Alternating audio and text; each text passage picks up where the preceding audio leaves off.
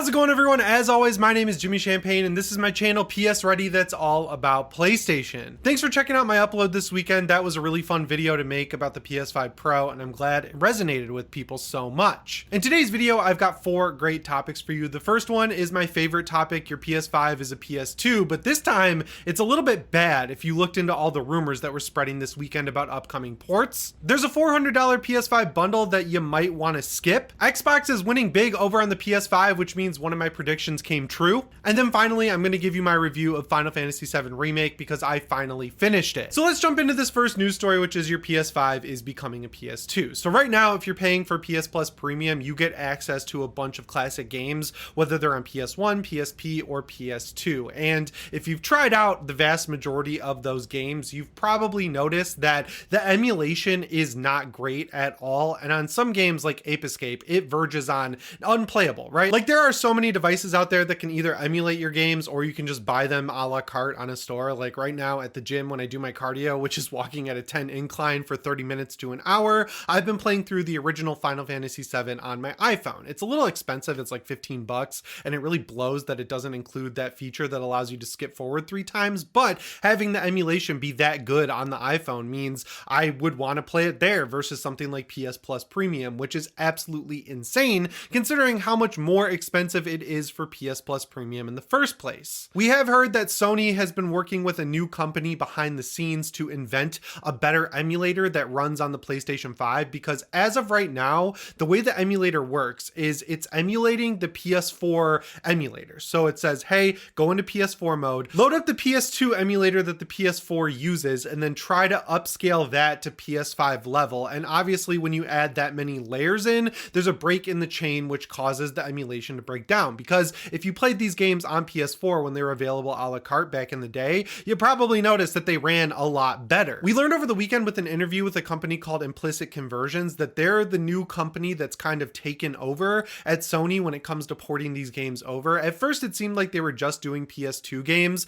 but if you look at their website, it says that they've worked with Sony on porting over PS1 and PSP games as well. And a lot of people have noticed that since they started working on this stuff, emulation has gotten a lot better on the PlayStation 5, specifically with newer games like Resistance Retribution, the PSP game that we just got this month. The weird thing about it though is that like after they did this interview, they kind of retracted their statement where they said they were the ones doing these conversions for Sony. But if you look again at their website, it literally says right there that they are the ones doing these conversions. So I don't know if it's like a brand thing for Sony where they don't want people to know that they're outsourcing the emulation and port work out to like other companies instead of doing it in-house or what, but it's very clear that this is the company doing a lot of the work when it comes to porting games over to the PlayStation 5. And if you read the interview, it's actually pretty interesting. They say that they just started porting these games over. They figured out a way to emulate them on the PlayStation 5. They presented it to Sony and Sony was like, hell yeah, so keep doing it. We're going to pay you to like keep porting games over because the more games that they have from older consoles,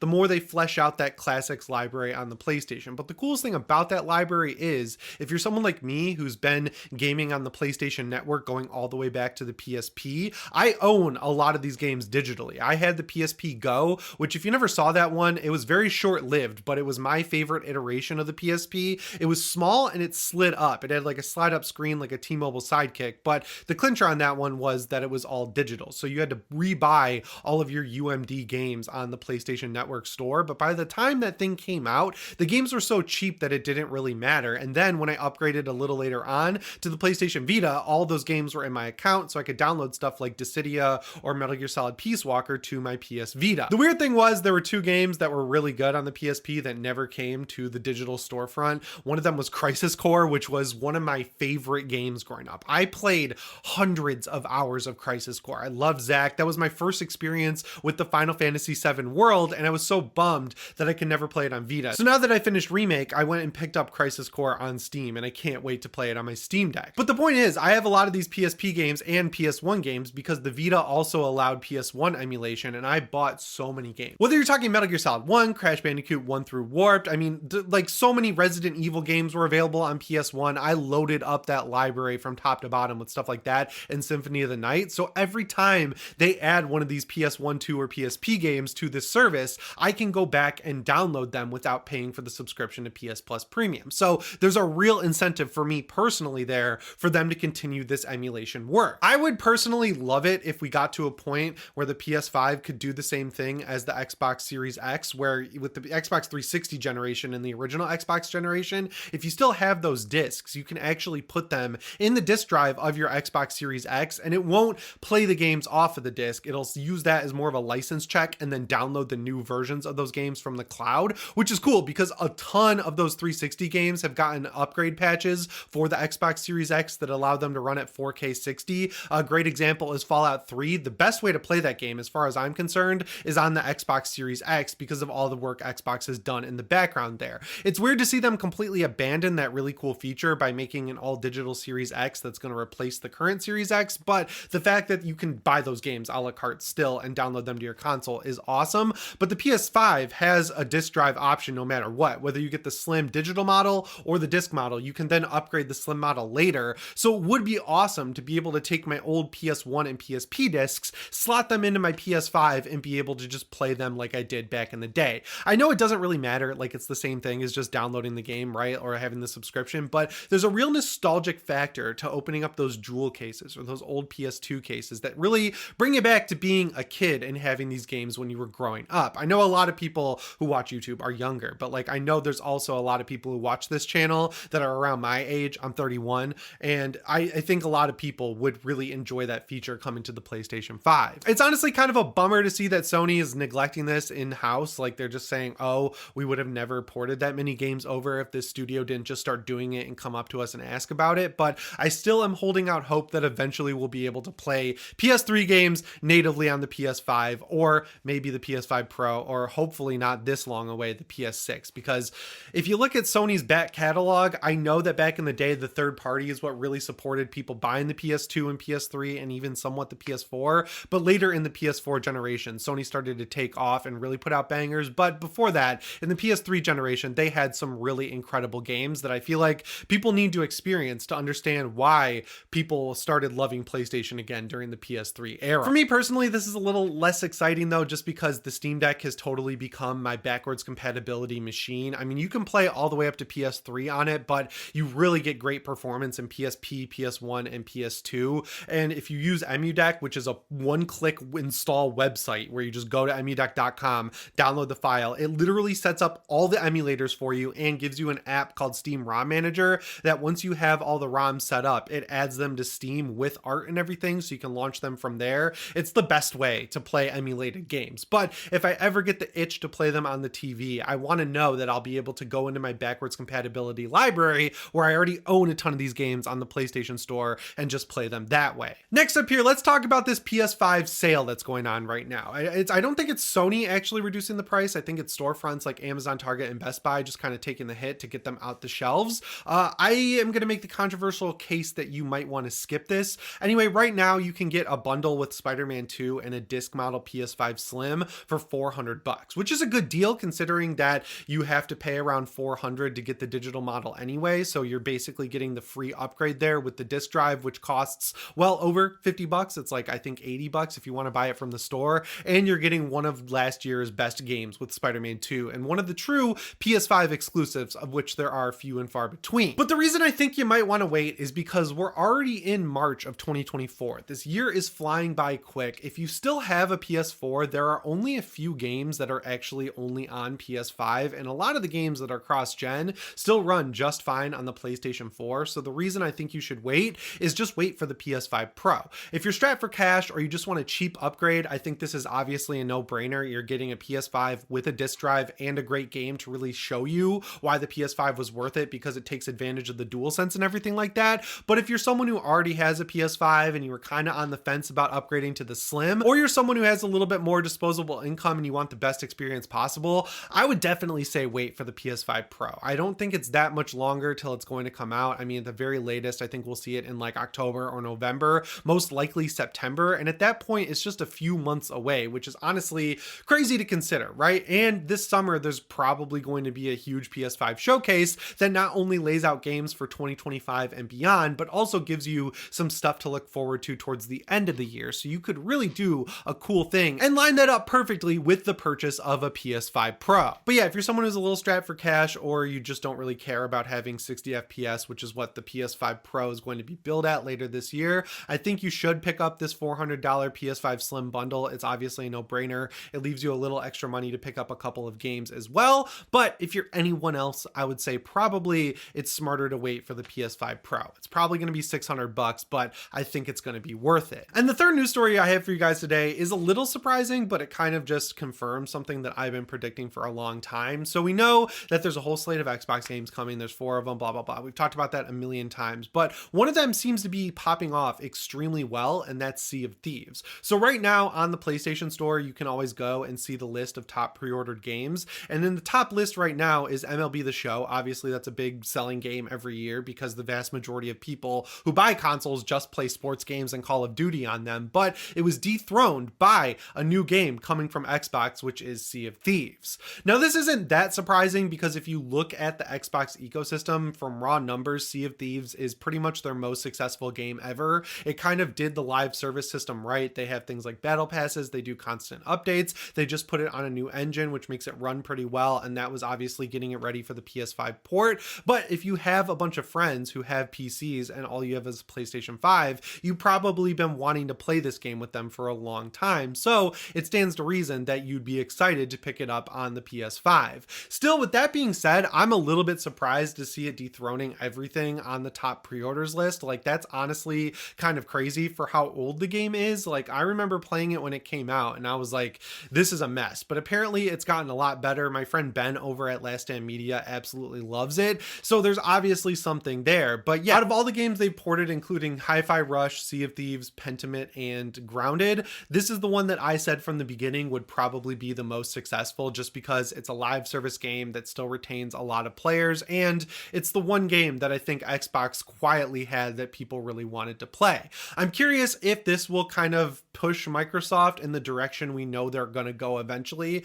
just push them faster, which is of course porting over other games like Starfield and Hellblade 2. There were rumors over the weekend that Starfield, there were like 4 confirmed sources that said it was being prepared for a launch later this year, but Jez Corden, who's basically like the lead Xbox leaker, he said that all the rumors are patently false. So I'm still not really believing that one, but there were also rumors that Hellblade 2 is also being prepared for PlayStation 5, and that just makes a lot of sense because going back to the PS3, Ninja Theory really got going on the PlayStation 3. Their 2 big games that generation were Heavenly Sword and Enslaved Odyssey to the West, and Heavenly Sword was a PS3 exclusive. It never made its way to other consoles. It never got remasters or anything like that. It was a game that people were really excited for back when the PS3 was first coming out, and then it was just okay. And then Enslaved is apparently one of the most underrated games ever. I tried it a couple times. I thought it was decent, but like they really had a lot of dev experience on the PlayStation 5. So if you look at the Xbox slate of developers, the one that I would believe is porting their main biggest game that they're working on over would be Ninja Theory because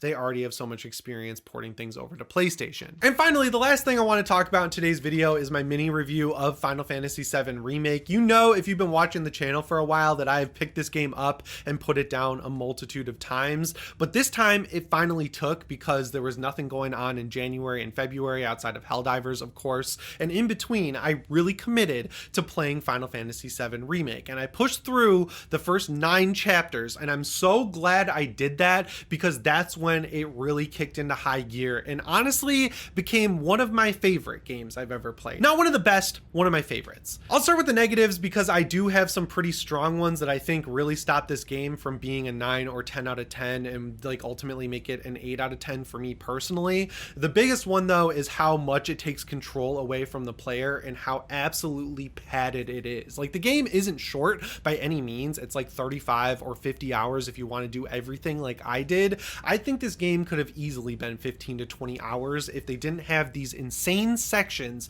littered throughout the entire game where it pseudo opens up, but it gives you the most like checkboxy garbage side quests of all time. Like in the Sector 5 slums, you get a lot of the side quests. They're like, go find Chocobo, go find small children that are running around, go kill these monsters. I love the ones where you kill monsters because there's some secret boss fights involved, but the ones where you find the Chocobo, they do ultimately unlock free fast travel, but like running all over the map sucks in this game because there's so many of those wall loading segments. I know people don't like them in God of War Ragnarok, but man, you have not even seen the level that can be achieved with these forced wall loading segments where you slide through a wall until you've played Final Fantasy VII 7 Remake. And thankfully, in the second half of the game, when you're doing a lot of these side quests, when you complete them, it automatically lets you teleport back to the quest giver to kind of complete the quest, which is great. But if you're trying to knock them out in a little bit of a list, sometimes you'll be kind of near the objective of another side quest, you'll teleport back to the quest giver, and then have to run all the way back to exactly where you just were. And then there's one of the reactors that takes forever because you have to like move platforms around, and the lever pulling animation takes like 8 seconds. It's super slow. You have to do it multiple times. The sewer, you have to drain water, you have to raise water levels. All that stuff just adds up and slows the game down so much. I know a lot of people don't love the amount of cutscenes in this game versus the amount of gameplay, but I honestly loved the amount of cutscenes. They really brought me back to playing Metal Gear Solid 2 and 3 back in the day on my Vita. They're really well directed. They make the characters feel more well-rounded, and just these characters are some of the best characters in gaming. They really evolve as the game goes on. Like Cloud is super hardened and like doesn't want to make friends at the beginning of the game, and his personal journey is opening up. You see Tifa getting more and more upset with the lengths at which Avalanche will go to kind of take down Shinra. You see Aerith kind of grappling with this prophecy or like fate that she kind of has for herself that she's aware of. Barrett opens up at the beginning. He's kind of like this dumb brute, but then as the game goes on, he becomes this character who you understand has like a deep knowledge of the history of the world and how everything works with like the life stream and everything like that. So even though this is just like the beginning of the original Final Fantasy, they did a really good job making it feel like a complete game. It does have a full 3-act structure with great villains, great locations, great story elements. The combat is what totally makes this game worth it to me. There's a really cool thing where if you want to just run through the game completely, just like see the story, not really have to engage with the combat, you can set it to easy mode. The combat's exactly the same. The enemies just have a lot less health, but they also have a system in here where it's as deep as you want it to be, where you can try to get all of the best materia and kind of give everyone a great loadout. Like by the end of the game, I was going out of my way to get the best weapons for everyone. I was trying to get the best accessories to have as many linked materia slots as possible. I was grinding through Chadley's little training missions to get the summons and everything like that. I grinded through the Shinra training facility where it's like the VR missions from Metal Gear Solid. And by the end of the game, I was pretty close to the level cap, which is 50. I think I was like 40 or 42 across the board. And then once you beat the game, you get 3 times XP and 3 times AP for everything you do after that. So like if I didn't have so much to play right now in terms of like Crisis Core, and then I want to get to Rebirth before Dragon's Dogma 2, I think I probably would do a hard mode replay of this game because the combat is just that good. But yeah, the thing that really pushed me through some of the slog that is the first half of this game is the fact that I know what I have waiting for me in Rebirth is all of my complaints addressed, right? Like Rebirth is one of the first Final Fantasy games to have a true open world. The side quests actually had a lot of effort put into them. Like they're all tied to party members and you can only do them with 2 characters. The combat was completely expanded in a really cool way. You can change your party out whenever you want instead of like have it be like, you know, forced throughout the story, which was another problem in Remake. Like when it gives you control back of characters like Barrett, who shows up a lot in the beginning of the game, then is missing for the middle. Once you get him back, you have to spend so much time upgrading his weapons and everything like that, that it just becomes a little bit dragged down. So all of that seems to be addressed in Rebirth. And honestly,